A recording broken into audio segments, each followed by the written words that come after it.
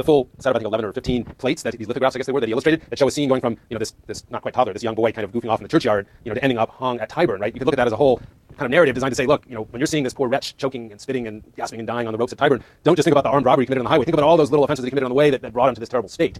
This would have been a pretty powerful exclamation point at the end of that kind of sermon, wouldn't it? The other thing to think about here is that when we talk about deterrence in a modern economic sense, we tend to emphasize two dimensions, certainty and severity. So we could say that it's hard to beat this system, especially things like that, right? It's hard to beat that for severity. I mean, I guess the idea of slavery for life on Desert Isle or something that the philosophers would argue has more fear in the heart than this moment of death, but this is a pretty dramatic kind of a death and a very palpable one where the pain aspects of it are extremely palpable, perhaps even more so on the continent where people would have been, whacked at with axes and hammers and whatnot and lots of ghastly screams and wails. Not all these people, were standing quite so decorously. Some people surely had to be dragged kicking and screaming to these moments. So a lot of pain, a lot of severity here. What about the certainty side of, do you think getting punished for a crime like theft or robbery or even murder would have been very certain in 18th century England or Scotland? You're shaking your head. Why not?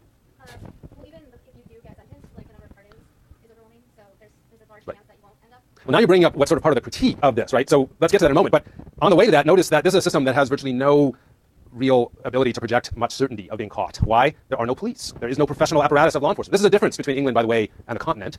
On the continent, the forms of police that are developed come much earlier, and they tend to be associated with royal power, which is one of the reasons they didn't develop in England. England, the aristocrats who were very jealous of their power in relationship to the king, did not want a powerful armed police force kind of riding around the country searching their property and bothering them, and so they were very against the police. So the London police developed in the 19th century, about 2 centuries after equivalent police forces developed in Paris, etc. So perhaps one of the reasons the English were so sanguinary, as we say, right, bloody, jolly old England with the noose, is that in the absence of an effective police force, even by 18th century standards, they had very little chance of catching somebody. It depended on basically amateur law enforcement by neighbors. There was the hue and cry. If you were having your house broken into, you would cry out, and that would be taken up by your neighbors. There were night watch people that would supposedly walk around and raise this cry if they saw something going on. So it was not impossible to catch somebody red-handed, as the words might be, but if certainly somebody got away from the actual scene of a crime, the chance that you never catch them very, very low, right? So in a sense, if you view this as a deterrent system, which I think it clearly was to some extent, it's a deterrent system that's banking everything on severity. The chances we're going to catch you are low, but boy, are you going to be sorry if we do. And that has to be designed to send a powerful message.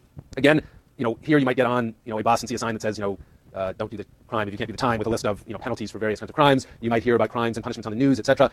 Obviously, they didn't have that kind of system to broadcast information about punishment. So you might think of these execution events as sort of supercharged moments of communication in a world where government did not have a sort of constant stream of discourse connecting you to it. This would have been a very punctuated point of attention. Let's get everybody together, stop everything you're doing, come here and watch me absolutely decimate something that's going to catch your attention. I'm going to torture and kill and dismember a person in front of you. It's going to be entertaining. It's going to be edifying. It's going to be terrifying. That is powerful communication for an era that didn't have the ability to sort of reinforce its deterrent message with subtler but more frequent updates. But you point to the downside of it. Because the penalty is so severe, there's this huge tendency to want to take it back, right? So even in the bloodiest year, less than half of the people sentenced to death were actually executed. The rest got pardoned, right? And so if you're from a deterrence point of view, I think we'd have to conclude that was really problematic because, first of all, you're not being a very hard-headed, calculating person. Probably if you get into crime as your business, you probably have an exaggerated sense of your luck or your skill, etc.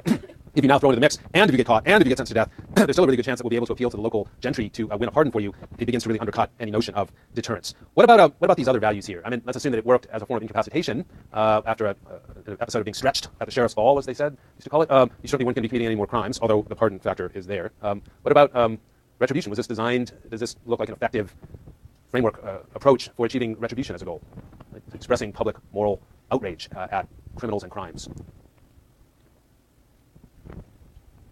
Yes? I would say so, because Foucault talks about how a lot of the punishments for the criminals were actually just, they kind of reenacted what the criminal did to the victim onto the criminal themselves. If there was they sat the criminal on the same chair that the criminal put the victim on and things like that. So it's kind of like society paying back the victim for what they did, but also Foucault said it's also ending the process because you kill the criminal at the same time. So it's like a replay of the scene, but in the end the story is lost the criminal at the end. Yeah, I think it's interesting that if we view sort of the core of retribution as a kind of mimesis, if you will, or a mimicry between the punishment and the crime, the punishment is to fit the crime. This is sort of taking that to an extreme, right? We're going to replicate the crime. We're almost going to do the crime again, but with the perpetrator as the victim. And there is that dramatic description of that execution that Foucault gives. You see this in a lot of executions. If somebody is guilty of stealing stealing some fine cloths from their mistress, those cloths might be displayed on the scaffold at the time of the execution. And I'm going to bring Durkheim in here in a moment because I think this goes to part of his point. I do want to you may have thought I was just joking about rehabilitation, right? But even though, again, they did not have the kind of articulated notion of rehabilitation that would come at the end of the 18th century, beginning of the 19th century, surely as religious people, they would and did view the penal ceremony as aimed not just to deter and protect others from falling into this kind of crime, but also to give the condemned the best chance they could have to essentially begin to make their penance to God and therefore win the possibility of salvation, right? That, losing your life, especially in a world where people died routinely of infectious diseases and childbirth, etc., losing your life was not necessarily considered an unacceptable tragedy the way it is to us. Losing it ignominiously may have meant more to them. But what would have been really critical is what's coming next. Are you prepared for the next life? And you might think, well, having done a terrible felony, you're likely to be facing even more severe punishment in the next world. But part of the promise of this ceremony is that if you did this right, if you sort of accepted the punishment that was coming to you, if you played into it, if you did your best in a sense to redeem yourself through this punishment, if you bore up under the terrible burden in a Christ-like way, right? Given that we have an entire religion founded upon the execution of a person, right, whose extraordinary dignity in the face of that execution becomes essentially a one meaning of divinity. This is a powerful promise. If you can die in the right way, you can begin to win the ultimate kind of reprieve in the next world. Well, let's bring Durkheim in here to look at this scaffold scene a little bit more through his eyes. And I think you started talking about the degree to which these punishments, far more than ours, deliberately mimic the crime itself. And again, one thing that struck me, again, this year having just done Durkheim's notion that there is an immediacy to the sense, the desire for punishment that comes from learning of or seeing the crime, right? And we pointed out that one of the obvious travesties about our current penal system is that if you're looking at the death penalty, for instance, it takes place 25 years or 30 years after the events, and most of the people observing, even at a distance, execution will have no idea about the victim of the crime. It's been decades since it happened.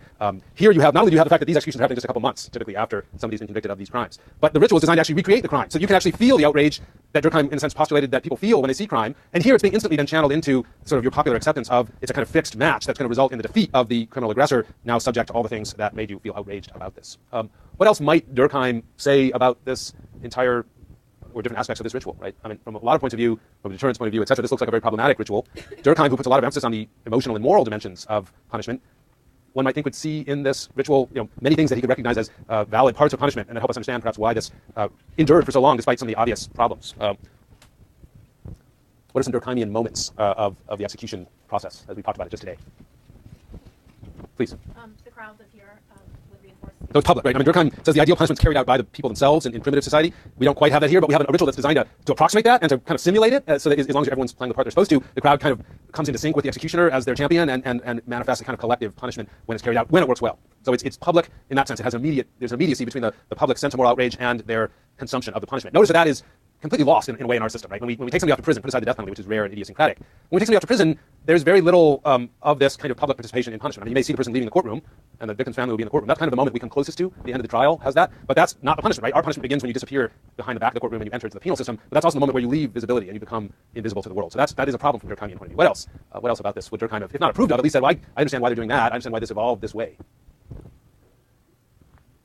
I think we have to have a Durkheim quiz. All right. From my point of view, this entire ritual is deeply Durkheimian, right? So you've got the role of religion, right? We know that for Durkheim, it's a sense of fear of religious consequences for crime. That is one of the prime motivations of severe punishment, especially in traditional societies. Here we have the church just completely integrated with this event. It's a political event, but this is also a religious event. And again, there's an interesting contrast with the present, where typically the condemned will have a religious advisor who does play an important role, but that religious advisor is there basically as kind of a personal coach for the condemned, which there is some of in that scene where you see them reading, exhorting the person. But in this ritual, they're also there to preside over and assure that there is an adequately moral character and interpretation placed on these events, kissing the crucifix, standing over the execution. We saw that on the dais in Amsterdam too, that the clerics would be up there. And indeed, much of the narrative or the script that the public officials are reading is full of religious tracts. So there's a deeply religious dimension to this. There's clearly a very powerful element of sort of political investment in this. Each execution is in some ways a representation of the entire authority structure of society. You have the burgermeisters in Amsterdam, an execution in London, you might have the sheriff, obviously, but also the Lord Mayor, representatives of the king, representatives of the military. And again, these are largely absent from our current use of the death penalty. For this time, Durkheim again would have seen this as quite sensible. This is an opportunity not just to respond to emotions about crime, but to tie those back into one's deeper loyalty to the entire authority structure of your society. I want to bring in sort of two more sort of social theory toolkits, as I call them, before we're done today, and then we'll kind of continue our conversation using all Durkheim, Foucault, and Marx, as it were, when we talk about the what seemed to go wrong with this system on Thursday. So Foucault lives more or less a century after Durkheim, born in 1926, died in 1984, extraordinary productive scholar. By no means, like Durkheim, he was by no means exclusively focused on crime or punishment. He wrote Discipline and Punish, the book that you read an excerpt of, which does look at the penal system and its evolution and development in ways that can be compared to Durkheim, but he wrote about many other topics. He was sort of the epitome of a polymath, just extraordinarily thoughtful scholar on a wide variety of topics. Now for him, what we have in punishment, and here much of Discipline and Punish, of course, is about the prison and its birth, the birth of the prison. What we're looking at is sort of the prequel to the birth of the prison, which is the existence of and then fall of the scaffold punishment system, which we'll turn to through Foucault's eyes in a moment. But what Foucault argues, in effect, is that prison, we should see the prison not primarily as reflecting a change in social sentiments or values, which would be Durkheim's notion, but instead an emergence of a new form of power, a new technology of power. So the difference between the scaffold and the prison for Foucault will not be a change in sentiments. We used to think it was okay to torture people to deter others. Then we came to feel that was disgusting and repulsive and wrong. And then we invented a way to deter people without the cruelty and the torture. That would be sort of the positive story about evolving human sentiments. Foucault says, well, that may have happened, but what really drove this change was new forms of power, new ways to exercise power, just as the scaffold execution represented an important point of insertion of power in sort of social life through the execution. The prison is its own very different technology of power. What's Foucault's methodology? We saw that Durkheim often worked by drawing historical comparisons between essentially societies he considered primitive or traditional and modern society, and making very broad generalizations about the different forms of social solidarity in those societies. For Foucault, and I think one of the ways he contributes to our toolkit is by focusing much more on what you might think of as the effects, the mechanisms and the effects of punishment. So I phrase these first three methodological principles as sort of thou shalt not rules that you can take from Foucault. So thou shalt not concentrate the study of punitive mechanisms on their repressive effects alone, but situate them in their possible positive effects. As we'll see when he studies the scaffold, he doesn't just see a body being dismembered and a life extinguished. He sees a body being turned into a kind of powerful graphic device for sending a message about political authority. Thou shalt not analyze punitive methods as indicators of social structures, but as a political tactic. And again, he's got both Durkheim and to some extent Marxists in mind here. Don't view the prison or the scaffold, for that matter, as just a kind of reflection of a determining feature of society, right? So for Durkheim, it just reflects the state of the conscience collective or the social solidarity associated with our society. For Marxists, as we'll see in a moment, it may reflect the class structure of society. But Foucault is saying, don't just sort of draw a linkage of representation between punishment and society. Think of it as a much more specific kind of a tactic. How is it used to achieve very specific kinds of effects, not just about crime, but about politics more broadly? Third, thou shalt not treat the history of penal law and the history of the human sciences as two separate series, but one should see whether there's not some common matrix. As let us view punishment not as something that occasionally gets discovered as a problematic practice by human sciences, as when psychologists say study a prison riot or what's going wrong in prison, but that in fact there is a closer relationship between our ongoing knowledge of the human being and our attempt to build powerful productive sciences of humanity and the kind of punishments we use. And we'll see one of those, by the way, on Thursday, where we're going to see that the production of corpses for dissection was critical really to the development of Scottish and English medicine in the 18th century. The fact that Edinburgh and to some extent London became the chief medical advanced sectors in Europe at that time had a lot to do with the flow of bodies that they provided for empirical research. And we'll see that later the prison it plays an important role in constituting sciences like psychology. Finally, and this is not a thou shalt not, Foucault tells us, again this is a quote from Discipline and Punish, try to discover whether, and he's talking about the importance given to the mind, or what he somewhat poetically calls the soul here, in modern penal regimes with their focus on rehabilitation. He says, try to discover whether this entry of the soul on the scene of penal justice, and with it the insertion in legal practice of a whole corpus of scientific knowledge, is not the effect of a transformation of the way in which the body itself is invested with power by power relations. And I think the point I want you to focus on there is, when we've looked at the punishment so far from the Durkheim perspective, we haven't focused very much on the bodies of people. We focus more on sort of their morals and their shared values, etc. For Foucault, punishment is always about the body. As we'll see, the scaffold makes sense only as an art designed to create certain kinds of effects with bodies.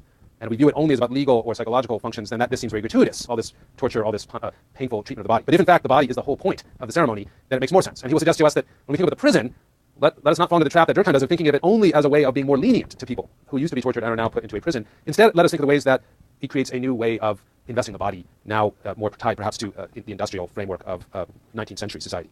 Here's Foucault's response to Durkheim that sort of summarizes many of these points. He says the reduction in penal severity in the last 200 years is a phenomenon with which legal historians are well acquainted, and he's certainly thinking of Durkheim there. But for a long time it has been regarded in an overall way as a quantitative phenomenon: less cruelty, less pain, more kindness, more respect, more humanity. In fact, these changes are accompanied by displacement in the very object of the punitive operation. Is there a diminution of intensity? Perhaps. There is certainly a change of objective. So as we get ready to sort of think about the change of object and of objective from the scaffold to the prison and its related punishments, let's look a little bit more at what Foucault sees in the execution scene. One of the more important characters who we haven't talked very much about is the executioner. Now, it's probably because in the English ritual, the executioner, who is essentially the king's representative on the scaffold, is a bit mediated, as English politics is generally, by the local dimension. The sheriff is a fascinating Saxon development, unknown on the continent by and large, which is essentially a local administrative official to whom the royal power is effectively delegated. And we have a very similar actor in the American legal system. We do have sheriffs, much like this kind of sheriff, but also the prosecutor, who has the power to punish in the sense of seeking punishment against a defendant. And that power comes from the state, say the state of California, in the case of penal law in California, or the state of the United States. But that punishment is essentially delegated to a local official, in the prosecutor. In a way, the equivalent of the prosecutor on the continental execution scaffold would have been the executioner. And Foucault points out that the executioner is an extraordinarily ambiguous character. On the one hand, as we see here with raising up the decapitated head of the executed condemned, the executioner is the person in the best position to receive essentially the public adoration, to the extent there is any, that is directed at the execution and in support of it. The executioner is essentially the king's representative, the hero who has vanquished the terrible criminal, albeit in a very fixed battle. They've recreated essentially a warlike setting, but now with a guarantee that the good guys are going to win. But as that implies, the hero role of the executioner sits uncomfortably with a certain very definite repulsion about the execution character. After all, the executioner isn't fighting a fair battle. The person being executed is tied down. They really don't have a chance, as it were. And if you're thinking about this from a Durkheimian point of view as a sort of ritual that's designed to generate certain kinds of emotions in you, there's some complexity here. You may feel essentially a voyeuristic sense of satisfaction when that executioner